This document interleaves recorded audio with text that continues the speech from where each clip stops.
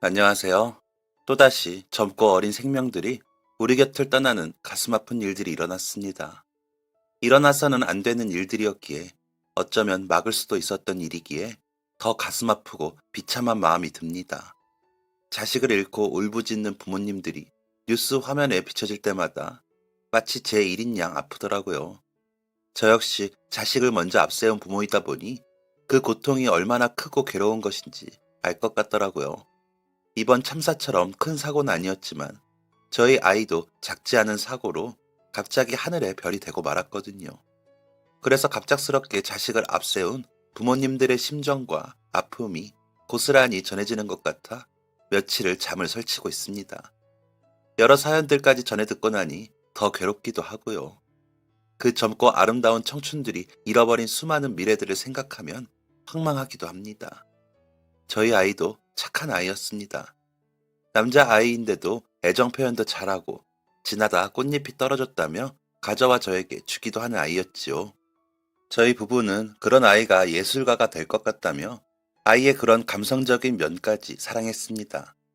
어렵게 가진 아이였기에 그저 저희 곁에 건강히 있어주는 것만으로 감사한 아이였습니다. 저희 부부는 26살의 나이에 조금은 이른 결혼을 했습니다.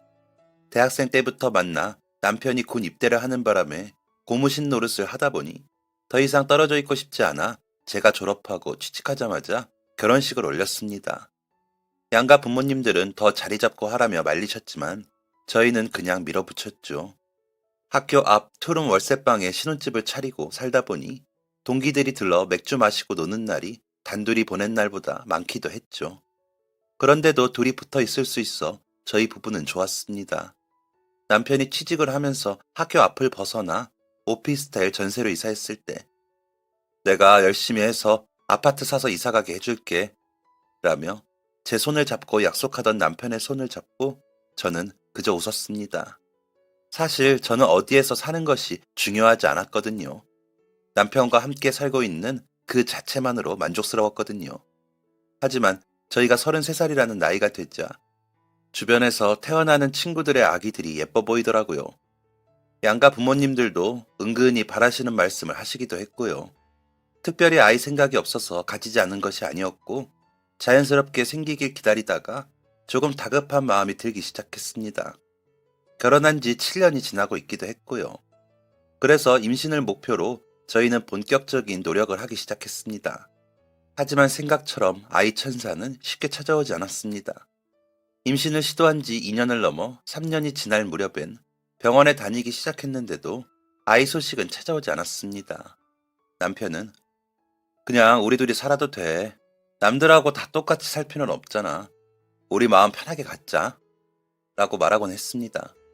하지만 저는 그렇지 않았습니다. 몇 번 유산이 반복되고 나니 호르몬 탓인지 예민해지더라고요. 회사 일에도 전처럼 집중할 수 없어지고 지나가는 어린 아이들만 봐도 눈물이 났습니다. 병원에서는 아직까지 희망이 있다며 격려해 주셨지만 지치는 마음은 어쩔 줄 모르겠더라고요. 그만 포기하고 남편과 그냥 살아볼까 싶은 마음이 커져갈 무렵 몸에 변화가 느껴지더군요. 혹시나 싶으면서도 이번에도 또 아닐 것 같은 불안한 마음에 남편에게도 말하지 않고 기다렸습니다. 그러다 해본 테스트기에 두 줄이 보였습니다. 그때도 남편에게 말하지 않았습니다. 병원에 가서 확실히 결과가 나오고 나면 남편에게 알릴 예정이었습니다. 병원을 가는 길에서도 얼마나 부들부들 떨며 갔는지 모릅니다. 진료를 기다리면서도 진료를 마치고 나서도 그 떨림은 진정되지 않았습니다. 김혜은님, 아니, 이제 김혜은 산모님이세요. 축하드려요. 심장 소리 들리시죠? 남편분하고 같이 오시지 그랬어요. 안정기까지 기다리시느라 힘드셨을 텐데 고생하셨어요. 이제 난임 졸업입니다. 라는 의사 선생님의 말씀을 듣고서야 눈물이 흐르며 떨림이 진정되더라고요. 감사하다는 인사를 몇 번이나 드리고 진료실에서 나와 집으로 가면서 남편에게 줄 꽃 한 다발을 샀습니다. 그리고 메시지 카드도 썼었죠. 아빠가 된 걸 축하해요. 라고요. 집에 도착해서는 꽃다발 사이에 임신을 처음 알았던 임신 테스트기를 꽂았습니다. 샤워하고 나온 남편에게 내밀었더니 남편은 뭐야, 오늘 무슨 날이야? 아, 잊어버린 날이 없는데. 라며 눈이 커지더니 메시지 카드와 임신 테스트기를 보더니 저를 와락 끌어안더라고요. 고생했어. 당신이 고생했지. 너무 고맙다. 어떤 녀석인지 엄마 아빠 이렇게 마음고생 시킨 녀석이 어떤 녀석인지 얼른 얼굴 보고 싶네. 라며 울면서요. 임신 기간 내내 행복했습니다. 입덧도 없었고 움직임도 좋고 힘찬 심장 박동음을 들려주는 뱃속의 아이에게 감사할 뿐이었습니다. 배가 나오는 제 모습도 좋았습니다. 시부모님께서는 임신 소식을 듣자마자 혹시나 무리가 갈까 걱정하시며 회사를 제가 그만두었으면 하시더라고요. 저도 걱정스러운 마음에 회사를 그만두었습니다. 그러면서 아이를 위해 어떤 엄마가 될 것인지 육아서를 뒤져가며 열심히 공부하고 준비했습니다. 양가에서 조금씩 도와주신 덕분에 아이가 태어나기 전 작은 아파트로 이사갈 수 있었기에 아이방을 꾸미는 일에도 열심히 했습니다. 정말 아이를 위해 보내는 그 모든 시간이 행복하고 기분이 좋았습니다. 아이의 태동이 느껴지기 시작하면서는 그 행복은 더 깊어졌습니다. 물론 배가 커지면서 숨도 차고 바로 눕지도 못하고 허리도 끊어질 듯 아팠습니다. 잘 때 쥐도 나고 골반이 뻐근하게 아플 때는 움직이지도 못할 정도로 고통스럽기까지 했습니다. 하지만 그조차도 아이를 만나기 위한 일이라고 생각하니 당연하게 느껴졌습니다. 엄마가 되는 길이라면 뭐든 다 상관이 없었습니다. 아이만 건강하다면 어떤 고통이 찾아온다고 해도 다 상관이 없었습니다. 저뿐만 아니라 모든 엄마들은 그렇게 아이를 맞이할 준비를 하셨을 테고 하시고 계시겠지만 그때는 오로지 저와 아이만 생각했습니다. 남편 역시 저와 같은 마음이었는지 태교에도 열심히 동참해 열심히 책도 읽어주고 제가 불편할 수 있는 것들은 본인이 해결해 주려고 노력했습니다. 양가 부모님께서도 멀리 사시지만 저희에게 하나라도 더 해주시려고 애를 쓰셨고요. 그래서 아이를 임신했던 그 시기가 더 행복했던 것 같습니다. 예쁜 아이를 만날 준비를 하면서 저는 정말 너무 행복했습니다. 그리고 드디어 아이를 품에 안았을 때 그 기쁨은 어떤 말로도 형언할 수 없는 행복을 느꼈습니다. 임신을 알았을 때보다 더 기뻤고 드디어 아이를 직접 안고 만났다는 사실에 설레는 마음과 기쁨은 세상 그 어떤 것보다 컸고 깊었습니다. 지금도 그때만 생각하면 벅찹니다. 숨이 턱끝까지 차오르는 기분 같으면서도 온몸이 붕 떠오르는 것 같다고 해야 할까요? 그렇게 인형보다 작은 아이를 품에 안고 젖을 물렸을 때 저는 그때야 눈물이 났습니다. 태명이 알콩이었던 아이에게 알콩아, 엄마야 하고 속삭였을 때 아이가 젖을 빨다가 방귀를 뀌었는데 그때 남편이 젖을 빠는 아이를 보다가 웃으며 얘 지금 방귀 낀 거야? 알콩아, 아빠야 라며 아이에게 인사를 하더라고요. 아이는 아빠 목소리를 듣고 아는 척을 하고 싶었는지 남편 쪽으로 고개를 돌려 보는 채를 해 저희 부부가 얼마나 웃었는지 모릅니다. 그렇게 아이는 태어나자마자 저희에게 더 큰 기쁨을 주는 존재였습니다. 저희 부부는 그런 아이에게 해줄 수 있는 것은 다 해주었습니다. 아이는 그런 저희 부부에게 실망감 한 번 안겨준 적 없이 잘 자랐습니다.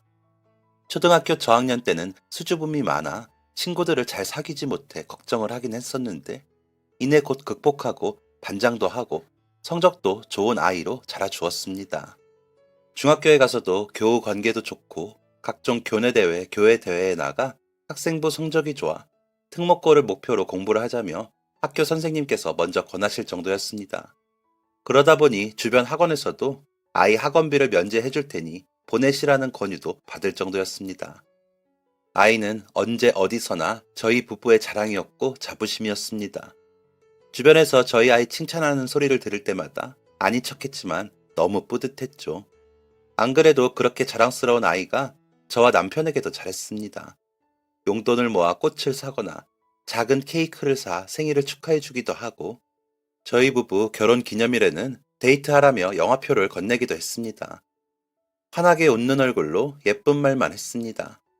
눈웃음 가득 머금고 저를 향해 웃으면 저는 뭐든 정성을 쏟고 싶었습니다.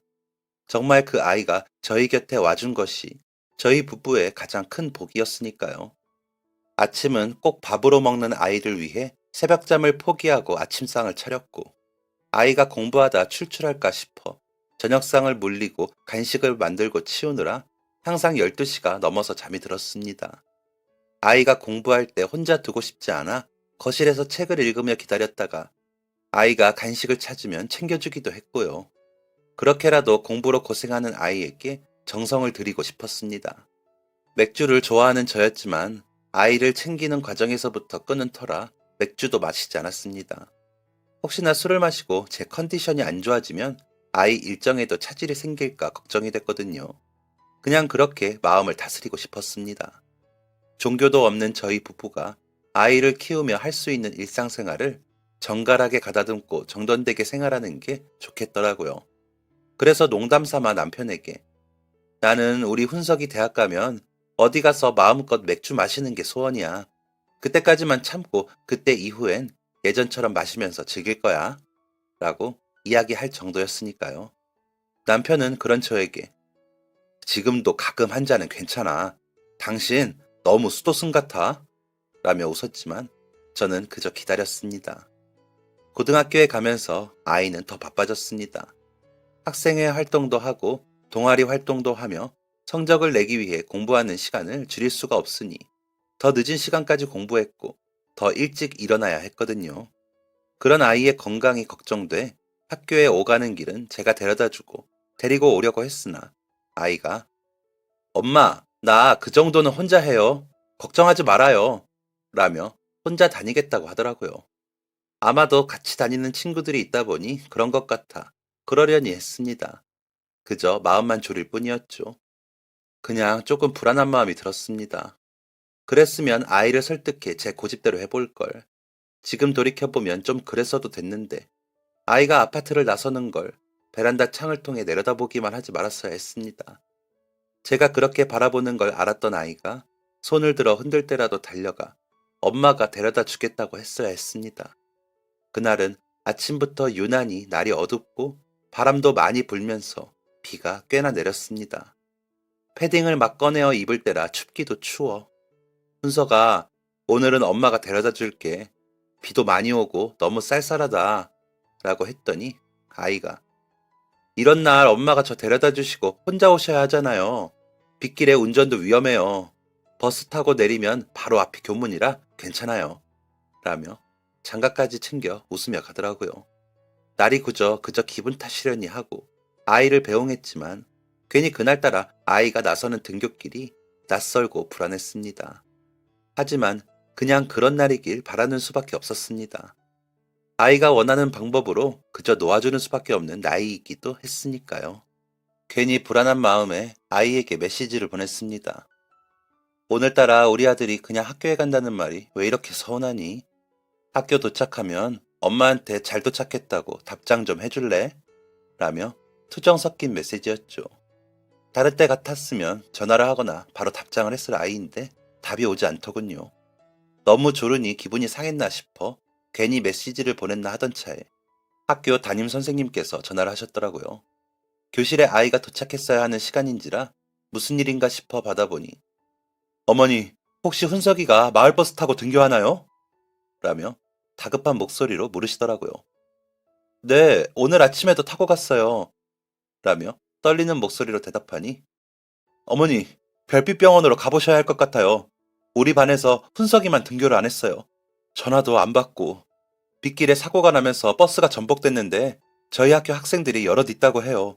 저희도 지금 파악 중이라 라는 소리까지 듣고 전화를 끊고 선생님이 말씀하신 병원으로 차를 몰았습니다. 가면서 남편에게 연락을 해 여보, 혹시 모르니까 훈석이한테 전화 좀 해보고 통화되면 나한테도 연락 좀 해줘요. 라며 말을 하면서도 저는 눈물이 나려는 걸 겨우 참았습니다. 병원으로 가는 길에 보니 사고 수습을 하고 있는 것 같더라고요. 얼핏 봐도 작은 사고는 아닌 것 같아 아이가 저 버스를 탔다면 조금 다치진 않았겠다 생각이 들었습니다. 얼른 아이 얼굴이 보고 싶었습니다. 아이는 제 놀란 얼굴을 보며 환하게 웃는 얼굴로 엄마 말 들을 걸 그랬어요. 죄송해요. 할 거라는 생각을 하며 병원으로 들어섰습니다. 응급실로 향하니 여기저기서 다친 학생들과 노인분들이 보였습니다. 마을 버스다 보니 아이처럼 학생들이나 동네 어르신들이 많이 타신 것 같더라고요. 데스크로가 아이 이름을 말하고 실려온 환자 중에 있는지 확인을 했습니다. 아이 이름이 있더군요. 이름을 확인하고 간호사 선생님의 안내를 받아 아이가 누워있는 침대로 향했습니다. 저희 아이 위로 의사 선생님이 올라타 CPR을 하고 있는 모습이 보였습니다. 제가 잘 다려 입혀준 교복 바지는 피범벅이 되어 있었고 아이가 그토록 가지고 싶다고 노래를 불러 여름방학이 끝날 무렵 사준 운동화는 한 짝만 신고 있더군요. 아이의 얼굴은 볼 수가 없었고 저는 놀란 채 서서 눈물만 흘릴 뿐이었습니다. 제발 저희 아이 좀 살려달라고 빌었습니다. 어느새 남편은 아이와 연락이 되지 않자 병원으로 왔는지 제 손을 잡더군요. 남편이 온 것을 확인하고 나니 저는 마음이 더 다급해졌습니다. 여보, 우리 훈석이 라는 저의 손을 잡은 남편은 보다 더 꽉 잡으며 아이가 처치받는 것을 지켜보았습니다. 다행히도 아이의 심박수는 정상으로 돌아왔고 처치를 마치신 의사 선생님이 저희 부부를 보시고는 급히 수술을 해야 하는 상황입니다. 머리 쪽을 크게 다치면서 출혈이 많은 상태예요. 보호자분들은 수속 밟아주시고 바로 수술 들어가겠습니다. 라고 하시더라고요. 청천벽력이 따로 없었습니다. 감기 한 번을 잘 안 걸리던 아이였는데 이게 무슨 날벼락인가 싶었습니다. 수술실 앞에서 아이를 기다리며 내가 그동안 너무 자만하며 아이를 키웠나 싶었습니다. 그래서 정신 차리라며 이런 시련이 오는 건가 싶어 혼란스러웠습니다. 얼마나 아플까 싶어 속이 쓰리고 아프기도 했고요. 아이가 깨어나면 더 열심히 아이를 위해 살겠다며 제발 무사히 깨어나기만을 바라고 바랐습니다. 수술은 5시간이 걸렸습니다. 밤이 늦어져서야 아이는 중환자실로 옮겨갔고 수술을 마친 의사 선생님께서 희망적이지 않은 이야기만 늘어놓으셨습니다. 일단 출혈이 커서 출혈을 막는 수술을 했고 출혈 부위로 인해 또 다른 파열이 일어나지 않게 수술을 했습니다. 하지만 수술 부위가 워낙 예민한 부위라 경과를 지켜봐야겠지만 깨어날 것이라고 확신할 수 없는 상태입니다. 일단 깨어나는 게 제일 큰 문제겠지만 깨어나더라도 여러 기능에 문제가 없을 것이라고 확신하지도 못하고요. 뇌사 상태가 될 확률도 높은 편이라 의식이 돌아오는 게 제일 급선무이긴 합니다. 라고 하셨던 것 같습니다. 저는 그 자리에서 주저앉아 참았던 눈물을 쏟아냈고 남편은 가슴을 치며 울었습니다. 얼마나 귀한 아이인데 이런 일이 생겼다는 게 믿기지 않았습니다. 지독한 악몽을 꾸는 것 같았습니다. 이 꿈에서 깨어나면 아무 일 없다는 듯이 아이가 웃으며 엄마, 무슨 꿈을 꿨기에 이렇게 땀이 났어요. 우리 엄마 보약 먹어야겠네. 맨날 내 것만 챙기지 말고 라고 할 것 같았습니다. 실제로도 그런 꿈을 엄청 꿨습니다. 아이가 제 손을 잡고 저를 안고 웃으며 대화하는 꿈이요. 그게 현실이고 현실이 꿈이길 그렇게 바랐지만 아이는 깨어나지 않았습니다. 매일 아이를 보러 가 물수건으로 닦아줄 수 있는 선에서 구석구석 닦아주며 훈석아, 엄마 왔어. 일어나서 엄마 좀 봐주면 안 돼? 엄마는 우리 훈석이랑 눈 맞추고 이야기하고 싶은데 언제 일어날 거야? 응? 이라며 말을 걸었지만 들려오는 건 아이 곁에 있는 기구들의 소음뿐이었습니다. 하지만 아이를 포기할 수는 없었습니다. 아이가 일어날 거라고 믿고 기다렸습니다. 나중에 지역 뉴스에 난 기사를 보니 부상자가 30명이고 사망자는 2명이었습니다. 버스 운전기사님과 상대 차량 운전자는 그 자리에서 사망을 하셨더라고요. 거의 경상이었으나 그중 3명이 중상 환자였는데 우리 아이는 부상자 중에서도 중상 환자 중 1명이었던 겁니다. 과속을 하던 상대 운전자가 빗길에 미끄러지면서 중앙선을 넘어 버스에 충돌했고 중심을 잃은 버스는 가로수를 들이받고 전복되는 사고가 난 것이었다고 하더라고요. 우리 아이는 버스 안에서 서 있던 승객 중 하나였고 충격으로 유리를 뚫고 튕겨나가 도로에 떨어지며 머리를 크게 다친 거라고도 하시더라고요. 아이가 사고를 당할 당시의 상황들을 전해들을 때마다 마치 저도 그 자리에 있던 것처럼 고통이 느껴졌습니다. 제 머리가 부딪히고 제가 버스와 함께 뒹구는 느낌이었죠. 하지만 저는 그 고통을 알 길이 없었습니다. 그저 아이가 깨어나 그때 그 상황을 생생히 전달해 주길 바랄 뿐이었습니다. 그럴 수만 있으면 제 영혼을 팔아서라도 그렇게 하고 싶었습니다. 전처럼 아이와 마주보고 웃을 수만 있으면 저는 아무래도 좋았습니다. 기도하는 것 말고는 할 수 있는 게 없던 저는 진작 종교를 갖지 못한 것을 후회했습니다.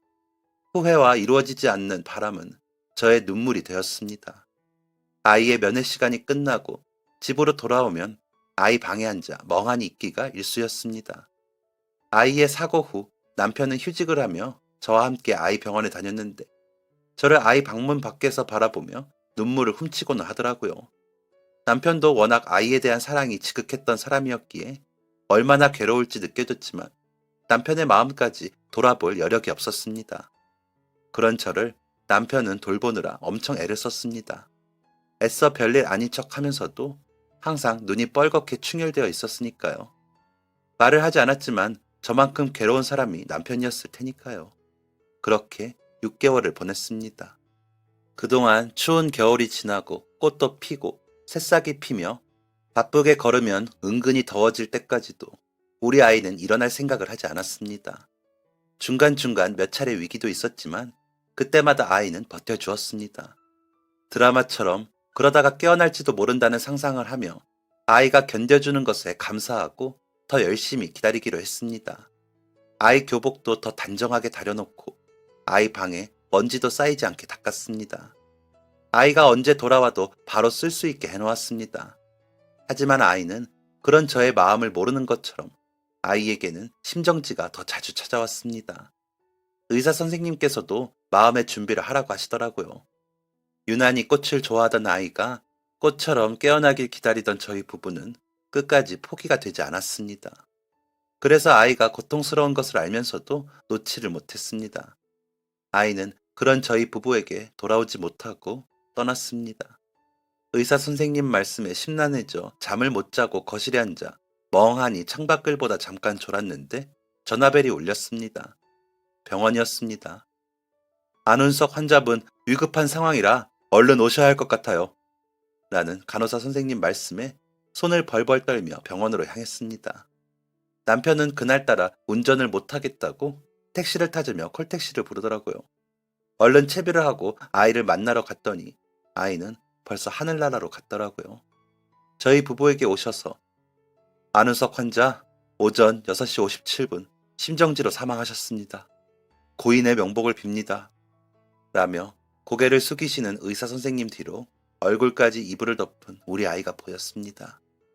아이에게 다가가 이불을 걷고 보니 주렁주렁 달고 있던 여러 줄들이 빠진 채로 아이가 평온하게 눈을 감고 있더라고요. 덥수룩하게 자란 머리와 거칠어진 얼굴이 너무 지쳐 보였지만 이제는 편안해진 것 같은 얼굴이었습니다. 그런 아이의 얼굴을 부여잡고 제 볼을 맞대고는 훈석아, 엄마 두고 가면 어떡해? 훈석이 없이 엄마는 어떡해? 라며 울었습니다. 남편은 그런 제 곁에서 아이의 허리춤을 끌어안고 훈석아! 라며 울부짖듯 아이의 이름을 불렀습니다. 하지만 아이는 엄마 아빠의 목소리가 들리지 않는지 미동도 없이 그렇게 갔습니다. 장례를 치르면서 저희 부부는 눈물만 흘렸습니다.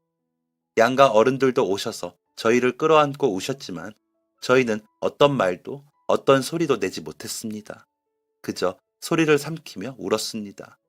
목부터 배꼽 부근까지 뻐근하고 뻣뻣해지며 고통이 느껴졌지만 아프다고 할 수도 없었습니다. 오시는 손님들도 눈물만 흘리실 뿐 어떤 큰 소리도 내지 않으시고 돌아가셨습니다. 저희 부부의 고통을 함께 해주시는 그 마음이 지금 생각하면 너무 감사한데 그때는 그 인사도 못 전했습니다. 친정 오빠네와 시누이네가 와서 저희 부부 손을 잡으며 인사를 할 때 같이 온 조카들을 보니 마음이 더 일렁여 괴로워지긴 했지만 아이가 좋아하던 형들과 누나들이라 와줘서 고맙다고 인사했던 것 같습니다. 하지만 아이 생각이 더 나서인지 숨이 차오르고 어지럼증이 느껴져 화장실을 다녀온다며 바람을 쏘이러 잠깐 밖으로 나섰습니다. 뉘엿뉘엿 해가 질 때였는지 하늘 한쪽이 붉게 물들어가는 모습이 보이더군요. 아이가 어릴 때 놀이터에서 함께 보던 하늘이었습니다. 그때 아이에게 해님이 붉게 인사하는 시간이다. 이제 들어가서 밥 먹을까? 라며 데리고 집으로 갈 때 보던 하늘이었죠. 아이의 손을 잡고 집으로 돌아가던 때가 생각났습니다. 아이와 다시 집으로 갈 수 있다면 얼마나 좋을까 하는 생각이 들고 나니 와락 눈물이 앞을 가리더군요. 장례식장 문 앞에 쪼그려 앉아 끄끄거리며 울었습니다. 한참을 그러고 있었는지 남편이 저를 찾으러 나왔더군요. 제 어깨를 감싸 안고 일으키며 분석이가 당신 이러는 거 알면 속상해. 우리 아들이 엄마 생각을 얼마나 했어. 일어나 들어가자. 훈석이 가는 길 잘 지켜줘야지. 라고 하더라고요. 그 말을 듣고 보니 아이 곁을 더 잘 지켜줘야 할 것 같아 다시 장례식장으로 돌아서는데 복도가 시끄럽더라고요. 보아하니 아이들이 상복을 입고 있었고 그 아이들을 둘러싼 어른들이 다투는 것 같았습니다. 사이에 낀 아이들을 서로에게 밀쳐가며 소리를 치는데 아이들은 고개를 푹 숙이고 서로 껴안고 있었습니다. 가까이 다가갈수록 믿을 수 없는 말들이 들리더군요. 효연이 뭐 무슨 말을 그렇게 해요. 우리도 할 만큼은 했어요. 얘네 아빠 아플 때 우리가 다 수발하고 도왔잖아요. 그럼 효연이 이모도 이제는 아이들을 책임져야죠. 라고 한쪽에서 소리를 쳤습니다. 아이들이 다 듣는데도 거리낌이 없었습니다. 효연이 고모, 당연히 애들 아빠가 아프니 그쪽에서 하는 게 맞죠. 우리 언니 아플 때는 우리가 다 했잖아요. 우리 언니 죽고 형부한테 그렇게 애들 보내고 재혼하라더니 이제는 아예 애들을 내치겠다는 거예요? 애들이 박씨지 홍씨예요? 우리는 형편도 안 될 뿐더러 그럴 생각도 없어요. 우리 언니 고생시킨 것도 억울한데 애들까지 못 맡아요. 라며 받아치는 쪽도 만만치 않았습니다. 순간적으로 눈아픔에 안겨 울고 있는 아이가 우리 아이처럼 보였습니다. 저도 모르게 몸이 움직여 아이들을 안았습니다. 낯선 여자가 상복을 입고 달려와 아이들을 안으니 소리치던 사람들도 놀랐는지 조용해지더군요. 그만하세요. 아이들이 듣잖아요. 아이들이 울잖아요. 제발 그만하세요. 라며 아이들을 안고 울었습니다. 그러고는 아이들에게 가자. 잠깐 저쪽으로 가서 있자. 어른들 말씀 끝날 때까지만. 응? 이라며 아이들을 저희 아이 빈소로 데려갔습니다. 남편은 당황하는 것 같았지만 상황이 상황이니만큼 아이들을 데리고 같이 오더군요. 그 사람들은 아이들을 잡지도 않고 하던 대로 계속 소리쳤습니다. 아이들을 빈소 안쪽에 마련된 가족실이라는 방으로 데려가 문을 닫고 앉히고는 밥은 먹었니? 밥 먹을래? 라고 물어보니 두 아이 다 고개를 푹 숙이고는 고개를 저으며 싫다고 하더군요. 그러더니 이내 울음을 터뜨리며 울더라고요. 그런 아이들을 다시 품에 안았습니다. 그러면서 저도 같이 울었습니다. 한참을 그랬던 것 같습니다. 울음이 그치고 저는 아이들에게 아줌마는 아들이 사고가 나서 아프다가 하늘나라에 갔어. 그래서 여기 있어. 너희는? 이라고 물으니 누나아이가 저희는 아빠가 아프시다가 돌아가셨어요. 엄마는 몇 년 전에 돌아가셨고요. 아빠가 오랫동안 아프셔서 집에 빚이 많은데 그것 때문에 라면서 울더군요. 큰아이는 6학년이라고 했고 동생 아이는 4학년이라고 하더군요. 아직 어린 아이들 앞에서 어른들이 못나게도 서로 아이들을 떠넘기고 있었던 겁니다. 밖이 좀 잠잠해졌는지 남편이 와서 애들 할아버지가 찾으러 오셨어. 데려가신대. 라고 전해줘서 아이들을 배웅했습니다. 그러면서도 마음에 걸려 아이들 학교와 이름을 알아놓았습니다. 저는 다시 손님을 맞이했고 정신없이 아이를 마지막까지 보내주었습니다. 아이는 화장을 해 집에서 가장 가까운 납골당에 데려다 주었습니다. 아이를 발인부터 화장하고 안치하는 동안이 더 힘들더군요. 이제 정말 아이를 다시는 만질 수도 안을 수도 없다는 생각에 몇 번 정신을 놓을 뻔 하기도 했지만 끝까지 아이를 잘 보내줘야 한다는 생각에 저는 억지로 버텼습니다. 아마 남편도 마찬가지였겠죠. 그렇게 장례를 치르고 집으로 돌아와 저희 부부는 상복을 벗지도 못하고 거실에 앉아 엉엉 울다가 잠이 들었습니다. 장례식에서 울지 못한 걸 마저 울기라도 하는 양 아무렇게나 주저앉아 엉엉 울고 또 울었습니다. 그렇게 드나들던 아이 방인데도 들어가 보지도 못하고 거실에 앉아 울었습니다. 미처 말로 표현하지 못하는 슬픔이라는 게 아마 그런 순간에 쓰는 말일 겁니다. 그렇게 울다 지쳐 잠이 들었다 깨어나 또 울고 또 쓰러져 잠이 들었습니다. 며칠을 그랬는지 기억도 나지 않을 정도였죠.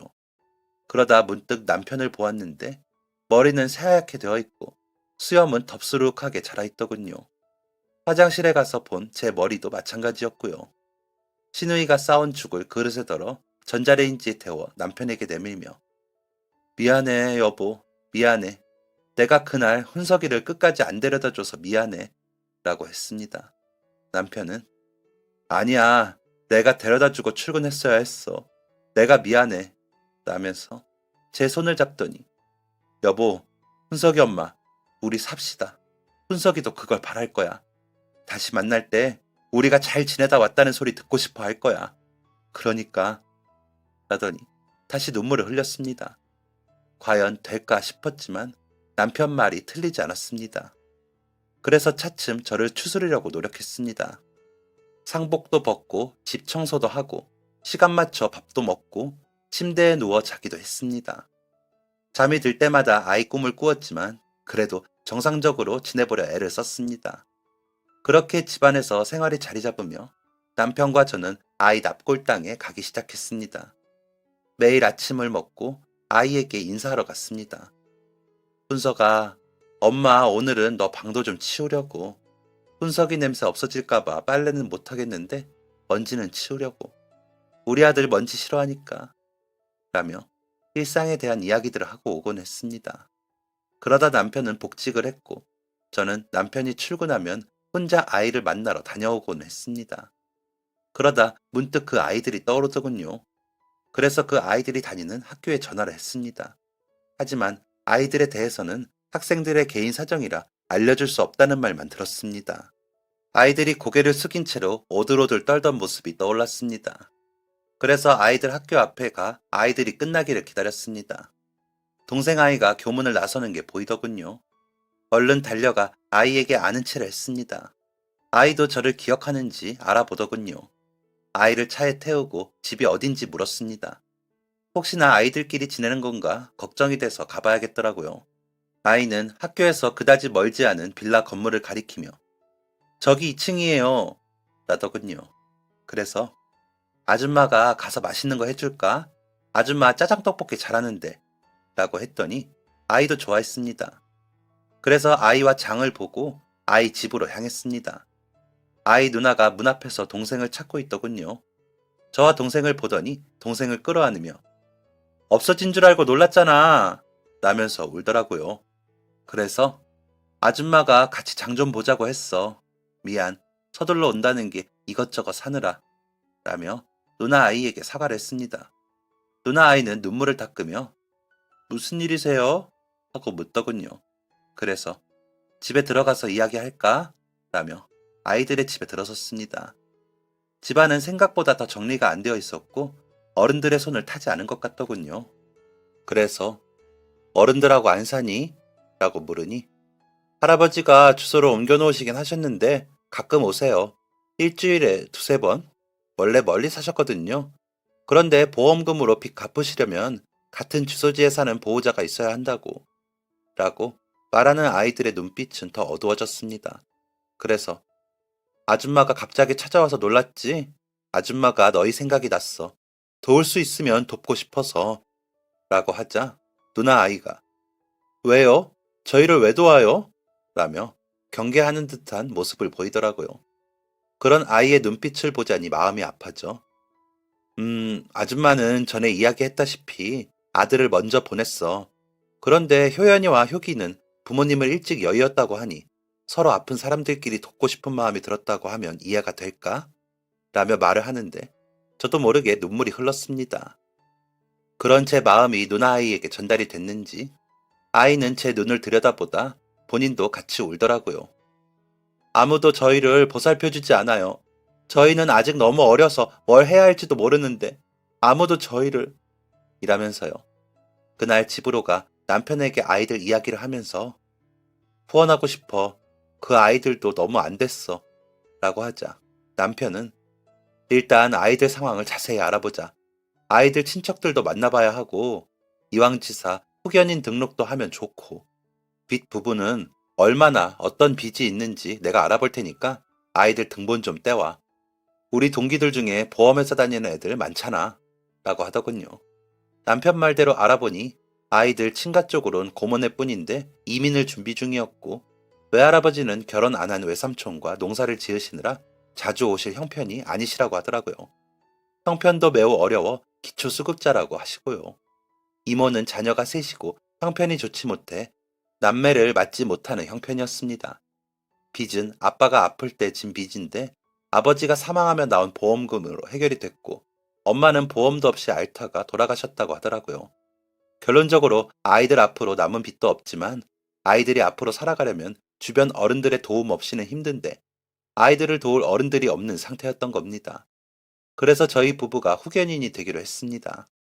친척분들에게 관련 서류에 다 사인을 받아 서류를 만들어 신청을 했습니다. 그러면서 아이들을 위해 평일에는 2차례, 주말에는 1차례 집에 들려 아이들 집 청소도 해주고 먹거리도 만들어 놓고 돌아오곤 했습니다. 주말에는 가까운 곳에 나들이를 데리고 가기도 했고요. 아이들은 처음에는 쭈뼛거리더니 나중에는 너무 좋아했습니다. 멀리서 제 차를 알아보고 달려올 정도였죠. 아이들은 시험을 보는 날을 더 좋아했습니다. 매번 100점을 맞아왔거든요. 워낙 눈치도 빠르고 머리가 좋은 아이들인 것 같았습니다. 총명한 게 눈에 보였죠. 그러다 보니 아이들은 더 잘하려고 노력했습니다.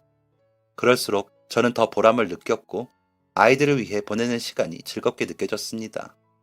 예전에 저희 아이를 돌볼 때처럼 힘이 나더라고요. 남편도 제가 열심히 아이들을 만나러 다니니 주말에는 함께 해주었습니다. 아이들은 남편과도 잘 지내주었습니다. 남편 역시 아이들이 학교에서 상을 받아오거나 시험 점수가 높으면 저만큼 기뻐하며 아이들에게 선물을 하기도 했습니다. 그렇게 아이들과 저희 부부는 가까워졌습니다. 서로 아픈 곳이 비슷해서인지 금방 가까워졌습니다.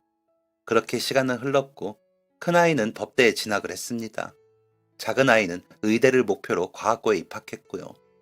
그렇게 시간이 흐르는 동안 아이들 할아버지는 돌아가셨고 아이들 이모, 외삼촌, 고모는 연락도 없이 지냈습니다. 그러던 어느 날 남편이 아이들 사는 집 정리하고 우리 집 근처로 하나 전세하러 얻어주는 건 어때? 효기 학교 다니기도 그게 더 편하지 않겠어? 효연이야 어디서 다니든 똑같지만 이라고 하더라고요. 어차피 아이들 지내는 집은 월세이니 정리하는 건 어려운 일도 아니었습니다. 저도 그게 더 아이들 공부시키는 게 좋겠다는 생각을 해서 그렇게 했습니다. 그런데 그 소식을 시누이가 들었는지 저에게 전화를 해서 아유 뭘 그렇게까지 해요. 생판 남인 애들을. 그럴 돈 있으면 우리 애들 어학연수 가는 거나 좀 보태줘요. 라며 볼멘 소리를 하더군요. 간간히 올케 언니도 전화를 해 고모 우리 애들 대학 갈 때 뭐 해줄 거예요? 애들이 포상 걸면 더 열심히 한대요. 하고는 해. 그걸 왜 제가 해요? 언니랑 오빠가 해야지. 하고 끊기는 했는데 시누이까지 그러니 좀 찝찝해지더군요. 우리가 자식이 없으니 조카들 앞세워 저희 재산 챙기려는 거 아닌가 싶었거든요. 그냥 기우이길 바랐지만 몇 년 뒤 그 기우는 사실이 되어 나타났습니다. 둘째 아이까지 의대에 진학하고 나니 큰애가 저와 남편에게 정식으로 할 말이 있다고 하더라고요. 그러더니 저희 입양해주세요. 저희 부모님으로 모시고 싶어요. 아직 된 건 아니지만 저 변호사 될 거고 효기 의사 될 거니까 저희가 그동안에 받은 사랑 진짜 자식이 돼서 갖고 싶어요. 라고 하더라고요. 저희 부부는 그 말을 듣고 눈물을 펑펑 흘렸습니다. 그리고는 그러자고 했죠. 그리고 저희 아이 납골당에 데려가 훈서가 너 동생들 생겼어. 라며 인사를 시켰고 아이들 부모님 산소에가 아이들 잘 챙겨서 시집 장가 보낼게요. 걱정 마세요. 라고 인사를 했습니다. 그리고 시누이네와 오빠네, 조카들을 초대해 식사 자리를 마련하고는 저희가 이 아이들 입양하기로 했으니 이제 가족으로 맞이해 주십사 부탁을 했습니다. 그러자 오빠네 막내가 그럼 고모네 재산은 쟤들이 가져가요? 생판 남인데? 그럴 수는 없는 거 아니에요? 우리 몫으로 좀 떼어주세요. 라는 겁니다. 그 말을 듣고는 머리를 망치로 맞은 것처럼 띵하더군요. 그래서 당황하고 있는데 다른 조카들도 그저 생판 남한테 다 물려주겠다는 거예요? 굳이 입양을 할 필요가 있어요? 라며 거들더라고요. 어이가 없어 한마디 하려는데 아들이 막 크게 웃더군요. 그러더니 아니 그렇게 능력들이 없으세요? 저희는 어머니 아버지 재산 필요 없어요. 저는 이미 전액 장학금 받고 학교 다니면서 고등학교 때 나간 고학대회에서 재단 장학금 나오는 걸로 용돈 하고 있고 누나도 장학생이고요. 로스쿨도 장학금으로 갈 거예요. 그리고 저희 누나 시인이라 책 출판해서 번 돈으로 용돈하고 있어요. 저희 지내고 있는 집 전세 대출도 저희가 다 갚아드렸는데 무슨 유산 타령들이세요. 어머니 아버지는 사후에 돌아가신 형 이름으로 형 모교에 전액 장학재단 만드셔서 기부하신댔어요. 이미 그 서류 누나랑 같이 등록했고요. 아니 얼마나 못나고 자신이 없으면 부모님도 아니고 고모랑 삼촌 주머니를 탐내요. 진짜 별로다 라고 하더군요. 한동안 말이 없이 쭈뼛거리던 조카들은 하나 둘 식사 자리를 빠져나갔고 오빠와 올케가 아무리 그래도 서운하네요 라며 나가자 신우이도 참나 살다가 별소리를 다 들어 라며 가더군요. 남편과 저는 한동안 기가 차 말을 못했습니다. 하지만 아이들을 보고 웃음이 나더군요. 그래서 고맙다 새삼 더 너희가 자랑스럽네 라고 하자 딸아이가 저를 안으며 돌아가신 오빠는 더 잘하셨다면서요. 우리가 그보다는 못하겠지만 앞으로 엄마 아빠가 더 자랑스럽게 열심히 할게요. 믿어주세요. 라고 하더군요. 두 아이가 아니었다면 삶이 무너져 어떻게 될지 몰랐을 저희 부부에게 이 아이들은 복덩이였고 생명줄이었습니다. 마치 먼저 간 훈석이가 보내준 것이 아닐까 하는 생각이 들 정도로 말이죠. 그 인연이 뒤늦게 부모 자식 인연이 된 것도 감사한데 아이들이 너무 잘 되어 더 감사하는 요즘입니다. 아이들은 그때 큰 소리 친 대로 지금은 변호사와 의사가 되었습니다. 때때로 우리 훈석이가 살았다면 어떤 어른이 됐을까 상상할 때도 있지만 그래도 두 아이가 최선을 다해 노력해주고 있어 감사합니다. 저는 복이 참 많은 여자라는 생각도 들기도 하고요. 저처럼 운이 좋게 고통을 견딜 수 있는 사람이 많지 않다는 걸 알고 있으니까요. 그런 점에서 이번 참사를 겪고 고통에 빠지신 유가족들에게 위로의 말씀을 드리면서 잘 이겨내시고 먼저 떠나보낸 가족들을 위해 힘내시라고 하고 싶네요. 그래도 버티시라고요. 쉽게 말하고 있는 것 같아 죄송하고 송구하지만 저의 이야기를 해보았습니다. 삼가 고인의 명복을 빌겠습니다. 지금까지 사연 들어주셔서 감사합니다. 사연이 재밌으셨다면 구독과 좋아요를 눌러주세요. 감사합니다. 안녕히 계세요.